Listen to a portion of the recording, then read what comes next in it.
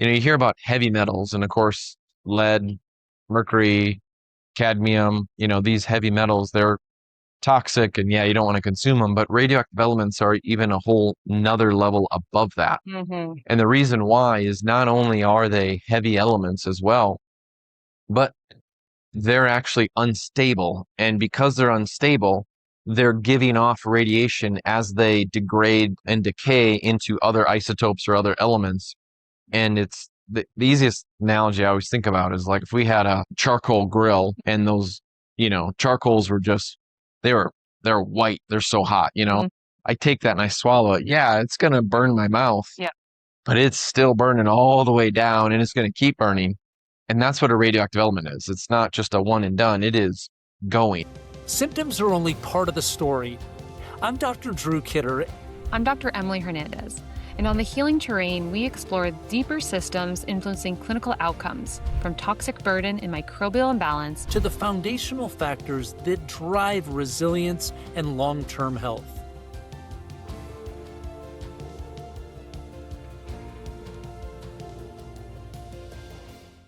Hi, I'm Dr. Emily Hernandez, naturopathic doctor and clinical educator at Cellcore, and I have the pleasure to be sitting here with Dr. Jay Davidson, one of the founders of Cellcore. And this is the Healing Terrain podcast. So excited to have him on to pick his brain about all things toxin. But why don't you tell us a little bit about yourself first? Yeah.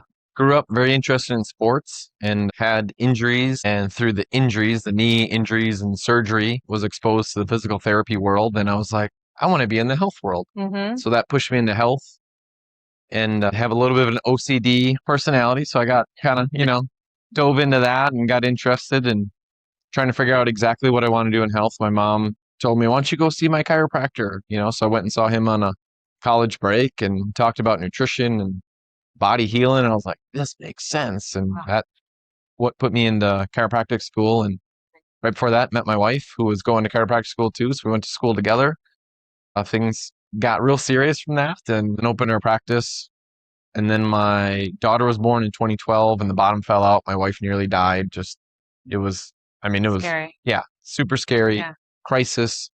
But through that, pain came purpose, or through the mess, obviously now has a message. Yeah. And got through that and just, we went through our fire and came on the other side, the Phoenix, and Amazing. rocking and rolling. Yeah. So, You used it as a silver lining to learn, heal her, heal so many other people. Yeah. Yeah. And educate. Appreciate it. Well, we're going to talk about toxins today, which I know is a really big topic. I remember being in environmental medicine in school. And after class, everyone just had this like shock on their face of, I don't want to breathe. I don't want to eat anything. I don't want to walk outside. It's kind of scary. Sometimes a scary topic, but let's maybe see how we can unpack it a little bit, empower people to just be knowledgeable about what they're being exposed to and maybe how to remove or limit that exposure, and any other kind of tips that you have. But first and foremost, like, what are some of the toxins that we should be thinking about that we're exposed to? yeah, well, ultimately, the reason why chemicals, toxins, toxicants, poisons, if you will, whatever word you want to choose and how you define that's fine. But the reason that is so impactful is it negatively impacts the body, damages mitochondria, causes pathogens to go nuts, suppresses the immune system, parasites, co-infections, Lyme, all this stuff thrives when the poisons are there, clogs up drainage pathways. And so the reason why we want to consider, environmental toxins, chemicals, and trying to figure out how to limit exposure and detox from it is because it is really at the core of what's causing issues in the human body. Dysfunction, right? Yeah. So with that, it can be scary. Yeah. Because it's like, wait a minute, Dr. Emily, Dr. J, like, you're saying everything in my house is, could potentially be full of chemicals. Like, well, when you're just starting down this route, yeah, it can be, but you just gotta, you gotta start somewhere. Yeah. So just pick and, so don't be overwhelmed, but just taking the information and from it, this is a good piece of advice that I've taken is when you listen to lectures or you listen to podcasts or you read a book, it's like, well, what's one or two actionable items that I can do? Yep. Absolutely. And then you can always revisit that book, podcast. It's like, okay, what can I do now? Especially the good ones, right? Bookmark it and whatnot. And so when we're looking at chemicals and toxins, the water supply, the food supply, and what we breathe in. Those are the Yeah. big three, and everything falls within that. Okay. So what are some of the things within water? Let's start with water then. Like, what are some of the toxins that people should be kind of thinking about or evaluate their water for potentially? Yeah, I mean, the basics is, chlorine and fluoride. And fluoride can be a lot tougher to remove from the water supply. Most cities put it in there, and it's not even actual fluoride, but they call it fluoride. It's a byproduct of the fertilizer industry that is sold as a biohazard waste that then they dump into our water and they say it's fluoride. So Mhm. that alone, is like, yeah, we shouldn't drink that. Yeah. There's also industrial and environmental toxins. There's herbicides and pesticides, the glyphosates of the world, and that category. There's also the things that are naturally in the soil and can be released at a lot higher level from fracking and things like radioactive elements. Mhm. Radioactive elements. The reason why they're a concern is you hear about heavy metals, and of course, lead, mercury, cadmium, these heavy metals, they're toxic, and yeah, you don't want to consume them, but radioactive elements are even a whole another level above that. Mhm. And the reason why is not only are they heavy elements as well, but they're actually unstable. And because they're unstable, they're giving off radiation as they degrade and decay into other isotopes or other elements. And it's the easiest analogy I always think about is like if we had a charcoal grill and those, charcoals were just, they're white. They're so hot, Mhm. I take that and I swallow it. Yeah, it's going to burn my mouth. Yeah. But it's still burning all the way down, and it's going to keep burning. And that's what a radioactive element is. It's not just a one and done. It is going, So you're looking at uranium, you're looking at radium, and that's probably the most prevalent one to look at. There's strontium, there's different radioactive forms of barium as well too. You can get radioactive elements, that they give you injections before an MRI, Right. for the tracing and things like that, gadolinium and things like that. And they're all toxic, but the fact that they're radioactive, it's like having that coal inside, constantly causing inflammation, constantly causing problems. And a lot of radiation, like the alpha irradiation of radium, you don't necessarily absorb it in the skin. Okay. So it's like, yeah, I mean, if you want a shower filter, great. But the more important thing is, what do you drink? What do you put in your water? Right. Because we're made up of what? Almost 90% more water. Yeah, I mean, So- if you look at water being H2O, I mean, Yeah. hydrogen, like 96% of our body is carbon, hydrogen, and oxygen. Yeah. Right. So H2O, hydrogen, oxygen is a huge piece of our body for sure. So what's your kind of tip for getting good, clean drinking water? Distilled water. Okay. Yeah, and you can buy that at the store. The problem is, it's like what happened to that water before you bought it? Yeah. Was it sitting out in the cold or the hot? Right. Is it in a plastic container? Is that leaching? And honestly, when you taste distilled water that you buy, it just doesn't taste like when you make it, Mhm. And so you can get water distillers. Yeah. Yeah, of course, it's an investment. And the people that get most offended are the ones that just spent, I just invested X number of dollars into a whole water thing. Now you're telling me, I'm like, Yeah. yeah, I mean, it's as simple as Yeah. water distillation, because as you look at water filters will eventually always fill up. They'll always eventually stop filtering. And as soon as they stop, now you're the filter. Right. If a water distiller, because it does a phase shift where it goes from water to gas back into water, because it phase shifts. If it does it the first time, it does it the millionth time. So you know that if you're filtering it the first time, you're good later on. Right. You might get some volatile organic compounds and a simple carbon filter, carbon pod after, right? Okay. Every once in a while you switch that out. Right. But other than that, water distillation is the most important thing, the water you drink. Because think about in all the schooling, all the conferences, I mean, dehydration for people. Yeah. Always talked about, Always. right? And Yep. what every doctor taught? Make sure they drink 8 glasses or, take their Right. body weight. Half their weight. Yeah, divide it by, and that's in ounces. And then if you exercise, add more. But in all reality, if there's chemicals in the water, you're not hydrating at all. Right. Radiation dehydrates you internally. So if there's Mhm. radioactive elements in your water supply and you're trying to be healthy and drinking water, but yet it's in there, it's causing the opposite. And you said something today about I think one of the questions I was thinking, and I think you answered it really well earlier today when you were speaking, is what about distilled water dehydrating? So can you kind of, some people feel like, oh, there's no minerals in it, you're going to be dehydrated. So what do you kind of, Yeah, so distilled Uh. water is H2O, right? So if I want to hydrate, all I need is H2O. Like our body does need sodium, it does need magnesium, it does need potassium. mm-hmm, So I still recommend take minerals, take electrolytes. right, I think that's important regardless. But most water that you're drinking, all the, you know, besides there being rocks in it, basically minerals that are inorganic, so they're not usable by the body. That's the same thing that builds up on your bathtub and your sinks and your faucets, right? Yeah. Your body's not meant for that form. Minerals, because all minerals are actually metals, but minerals are meant to be from your food supply. That's where you're supposed to get it. Yep, makes sense. So if you have well water, if you have city water, and in your area super hard water, Yeah, it's like, yeah, there's minerals in it, but they're not usable. right.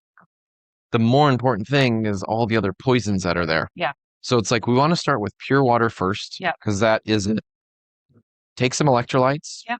take some minerals, Yep.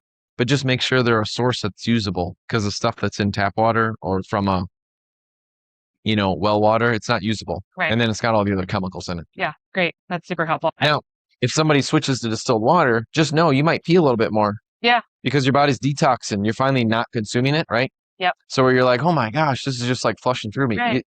Your body's probably trying to clear out what's been built up for X number of years. Right. Finally has just the pure water to do it. Yes. Yeah, because if you keep drinking poison, your body can never start working on the burden. Yeah. Right? It's constantly exposed. So it's just trying to deal with what it's exposed to. So it's just pushing away what it can't. Yeah. As soon as you stop being exposed to it, now the body's like, ooh, Yeah. I have bandwidth. I can get rid of, and it'll start clearing. Amazing. Okay, what about food? What kind of toxins are we thinking about with food? Yeah, the biggest toxins I would say are more the herbicide, pesticide, that stuff that gets into our food supply, glyphosate. I mean, they've done so many studies where you buy organic and there's still glyphosate. So tough. I feel like people come to me and feeling defeated because they're like, I'm eating so healthy. I'm doing, the clean 15, the dirty dozen, and avoiding those and getting organic and wild caught. I think it's just a really tough challenge that we have. Even when we try to eat as healthy as we can, we're still being exposed, unfortunately, at least in this country. Yeah. I mean, they spray the skies, with biocides, or otherwise known as pesticide herbicides. They spray for mosquitoes, especially in warmer climates, from trucks and airplanes. And it's like, I'm all for organic. I do think it's cleaner, but it doesn't mean it's perfect. Right. And then especially when you go eating out, the exposure is usually pretty bad because of what's required at restaurants in order for it to be clean and properly sanitized, the chemicals they use, the food oils that they cook with, and they're mostly rancid. Yeah. So the solution, it's scary. It's like, man, there's chemicals everywhere. Yeah. It's like, just breathe, pause, reflect. Yeah. It's like the things that you can impact, great, do. Yep. The things that you can't control, that's what a binder a day is for. Yeah. That's really the new multivitamin is you're exposed to chemicals. So just take a binder, grab onto that so it can't build up. Love it. And also, once you do get to a place of, as much as you can get to that homeostasis or health, I mean, the body is made and is this beautiful, resilient system that is made to filter things out, right? So it's like we're always going to be exposed to these toxins. We just want to kind of reflect, are those drainage pathways and detox pathways working as optimally as possible so we can remove the toxins as we're being exposed to them versus living in a bubble and trying to remove everything from your exposure. It's hard to do that. So yeah, and especially if you're brand new, kind of listening and trying to figure it out, a lot of times it can feel doom and gloom, but it's awareness. Yeah. Let time pass mm-hmm. and just know there's hope. I mean, my wife nearly died twice in her life. When she was younger, diagnosed with Lyme and went into coma and brain encephalitis, and they had no idea what was going on when she was 7 years old. Wow. And then again, when my daughter was born, in 2012, and it's like, you look at her now and she's so vibrant, healthy. And the point is what you said, the body can rebound. The body, right? If you just remove what's interfering with it, give it what it needs to build upon, the body is incredible. In the body. And someone today was speaking at Eco here. We're here at an amazing conference that you guys started, was talking about just like, the body's constantly trying to protect you. So even though sometimes you may feel like there's symptoms that are unwanted or unpleasant, like it's innately intelligent and it's doing those things to ultimately protect you, and just having faith and trust in that process. Okay, so our third one is air. What about the air? What are we kind of talking about in terms of toxins and some easy solutions, hopefully? Yeah, for the house, sometimes people actually have natural gas leaks. Mm-hmm. So if you have a gas stove or you have a fireplace, I mean that's get a meter just to make sure. Yeah. Because that's an easy one. Carbon monoxide detector, put in your house, just carbon dioxide, put them both in your house, check that. Mold is probably the biggest one for the house. Yeah. And it's not mold you react to necessarily, it's the toxin the mold creates. Yep. And then that you breathe that in, that gets in your lungs, it gets in your sinuses. And that's a big miss I see in the health realm, is people will take binders to clear the mold out, especially lungs and GI, but they're not sinus rinsing.